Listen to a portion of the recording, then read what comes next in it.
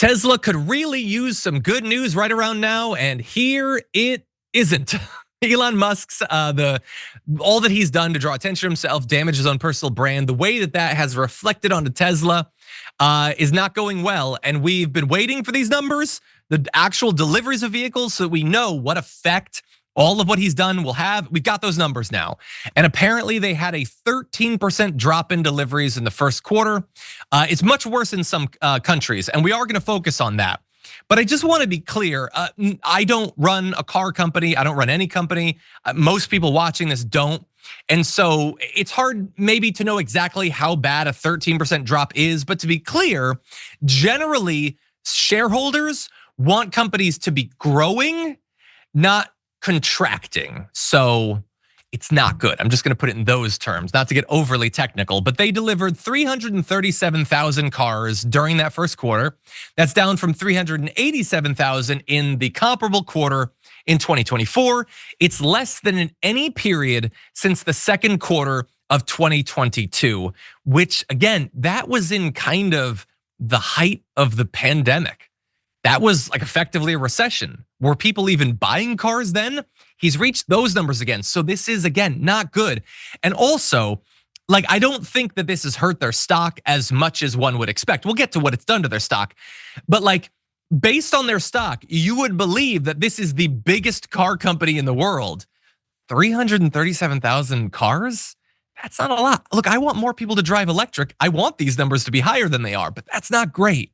So let's dive into what the actual experts think of this. I'm not an expert on these companies. I'm not an expert on the economy, but Dan Ives is a securities analyst at Wedbush. Typically, apparently, historically, among Tesla and Elon Musk's biggest believers, he called this new report a fork in the road moment, saying we knew Q1 Tesla deliveries would be soft, but these numbers were bad. We're not gonna look at these numbers with rose-colored glasses. They were a disaster on every metric. Refresh issues, but brand crisis key. The refresh issues he references there is that there's some of their models haven't been refreshed in a number of years, which that can naturally lead to less of them being sold. It's also, again, that's not itself a good sign for the company that they're not refreshing these models. Maybe if they had an active CEO who remembered he worked for them, they would do some of this refreshing. But again, multiple issues here, and the stock price was not helped by this announcement. Tesla overall has plunged 36% in the first quarter. Again, the worst performance for any period since 2022. So we saw that both on the stock and on the deliveries. By the way, when that report came out, it dropped another 2%. Now that's gonna go up and down, but again, none of this is good news. By the way, what does this represent in dollar terms? Tesla lost over $460 billion in market cap in that particular quarter. And I love that CNBC noted that Doggy so far has claimed it's saved $140 billion. There's no real reason you need to compare those numbers, but I appreciate that CNBC did. That said, let's talk about the international picture, because we are seeing the effect of brand loyalty changing in America, people choosing not to buy it, not because of the cars really, but because of what the brand means. But I think we're seeing a stronger version of that in other countries, and in particular, certain countries. So across 15 European countries, Tesla's market share declined to 9.3% in the first quarter. That's from 17.9% the previous year.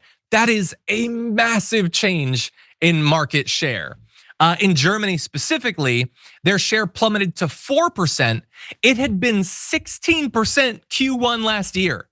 And you might think, wait, why in particular in Germany would they be a mere quarter what they were a year ago? That is epic.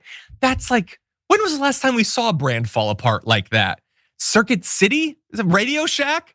No, we're talking about Tesla. It's supposed to be market leader. Well, remember, Elon Musk decided that, second only to America, he's gonna meddle in their politics. He's gonna choose their most extreme party. He's gonna encourage people to support them. He's gonna do all that stuff. They don't like it. Him doing the salute probably isn't helping too, but this is like, there's no reason that in Germany specifically, refresh issues should hurt them this much. It's gotta be brand stuff. And that's why I think it's important to take a look at these individual countries. In Norway, very close by, declined more than 12% so far this year. Sales for the first 3 months of the year were even worse in Denmark, France, the Netherlands, and Sweden. Okay, so the picture in Europe is not good. What about in China, which you might not know? That's been a really big part of Tesla's growth strategy over a number of years. They built big factories there and all that. They're down 11.5% in China year over year. Again, maybe there's some refresh issues. There's the development of China's domestic EV industry, which would develop even more if we hadn't effectively barred them from selling those cars here. Again, Trump wants to talk about barriers to free trade or whatever. Well, we're doing a lot of that when it comes to Chinese EVs, just to be clear. And so that's not good for their growth in that market, which they saw as being one of the leaders going forward. It looks like that might actually be, again, in the rearview mirror. Now, there's other news. Some of this will be affecting Tesla in the year to come. Musk has said that Tesla's gonna launch a driverless ride-hailing business in Austin, Texas in June, but some analysts are voicing skepticism about the company's ability to meet that deadline. And I have no idea personally about whether they can do that. But I will say that if you take a look over the last 10 years of Tesla's ability to meet deadlines that Musk talks about, it's not good. They often break those. The Cybertruck was years late. The Roadster, we still don't have it. He's been talking about that for like 7 years at this point. And so I wouldn't be shocked if they don't do that. And again, this driverless thing, Tesla being less about you driving the cars and more about them being able to be Ubers, basically.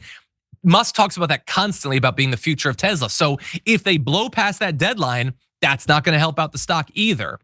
And from a larger perspective, for about a decade, he's promised that your existing Tesla cars will be robo-taxi ready. Basically, we just release a software update and you can turn your car into a robo-taxi. He has encouraged people to buy Teslas, saying someday it'll kind of be like its own small business for you.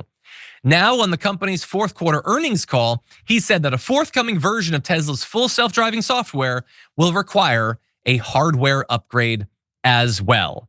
And so a lot of people were sold kind of a bill of goods on their ability to turn their cars into robotaxis. Now, no, you're gonna need an update.